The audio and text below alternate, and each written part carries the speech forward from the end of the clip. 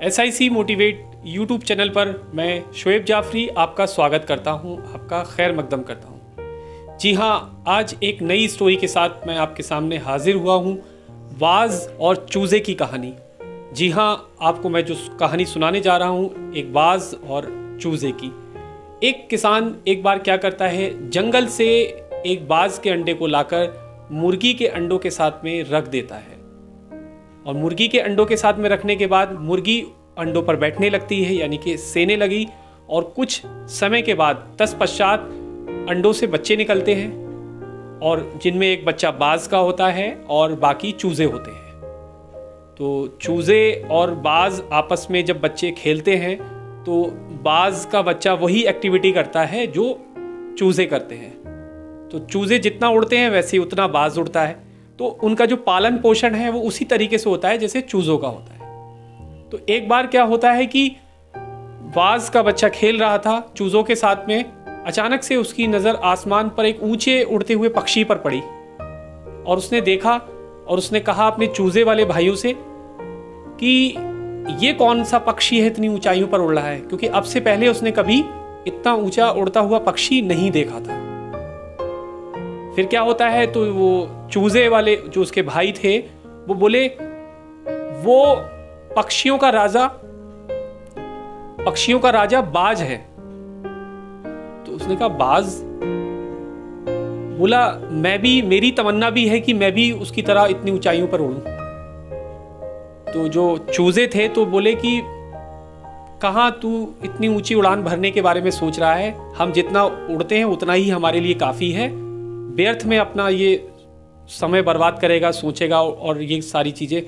तो उसने जो चूज़े थे, चूज़ों ने बाज के बच्चे को जो सोच रहा था कि मैं ऐसा कर सकता हूँ मैं ऊंचाई पर उड़ने के लिए, तो उसकी सोच को वही रोक दिया, यानी उसको डिमोटिवेट कर दिया। तो इस कहानी से आप समझ रहे हैं कि मैं आपको क्या मैसेज देना चाहता हूँ। साथियों, एक बात जो मैं इस कहानी के माध्यम से आपको बताना चाहता हूँ कि आपके आसपास भी आप जहाँ तैयारी कर रहे हैं, आपका जहाँ रूम है, ऐसे स्टूडेंट भी हैं कि जो आपको ये कहते होंगे कि कहाँ आप तैयारी करने के लिए आए हो, कुछ नहीं रखा है, या खुद वो कुछ कर नहीं पाए।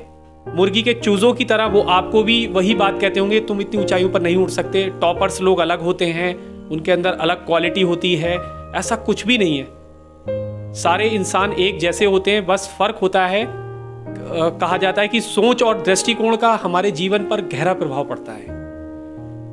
हम सभी क्षमता और संभावनाओं से परिपूर्ण हैं, यानी हमारा नजरिया चेंज हुआ तो सब कुछ चेंज हो जाएगा। इंसान की लाइफ में क्या है, यही है हमारा नजरिया। हम अपने अंदर की जो क्वालिटी है, हमारे अंदर जो टैलेंट है, हमें उसको पहचानना होगा और उसी पर वर्क करना होगा। तो साथियों, मैं यही बात आपको बताना चाहता हूं कि उन चूज़ों की तरह, जो चूज़े हैं ऐसे कि जो आपको डिमोटिवेट करते हैं या जो कहते हैं कि आपको ज़िंदगी में आप कुछ नहीं कर पाओगे, तो उन चूज़ों से दूर रहिए। क्योंकि कहानी के माध्यम से मैं बस यही समझाना चाह रहा था आपको कि अपनी ज़िंदगी में अगर कुछ करना है तो अपने नज़रिए को बदलिए, अपने दृष्टिकोण को बदलीजिए।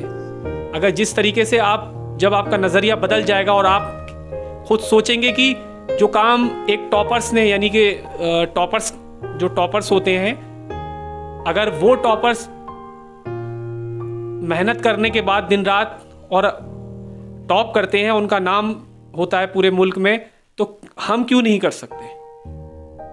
अरे वो सारे टॉपर्स ने क्या किया होगा?